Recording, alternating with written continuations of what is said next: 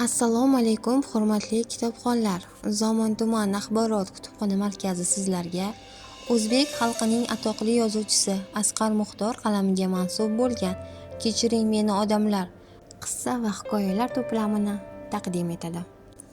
Ushbu kitobdan adibning Kechiring meni odamlar, Etik, Chodir xayol hikoyalari va Qoraqalpoq qissasi o'rin olgan.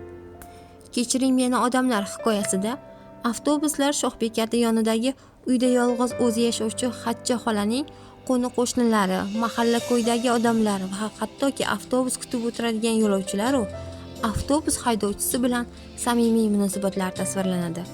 Bu munosabat shu darajada yetadiki, bu odamlar Xatcha xolaning uyiga bemalol kiradigan, u yerda o'z uylaridek hordiq chiqaradigan darajaga yetadi.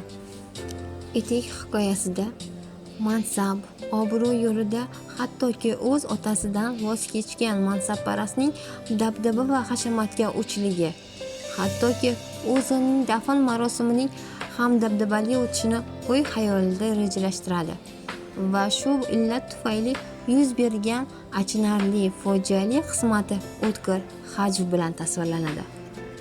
Qoraqalpoq qissasida Qoraqalpoq xalqining xurofotlar, urug'lar aro nizolari, mahalliychilik tufayli bir-biriga dushman bo'lib qolgan ikki urug' o'tkir syujet asosida tasvirlanadi.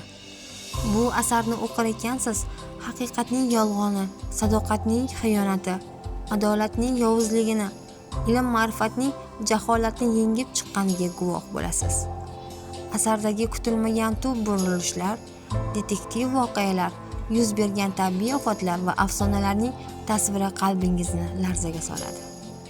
Shuningdek, asarda Japaq va Suluvning orasidagi samimiy ishq munosabatlarga ham guvoh bo'lasiz. Sizlarga ham ushbu kitobni topib o'qishingizni tavsiya etamiz. E'tiborlaringiz uchun rahmat.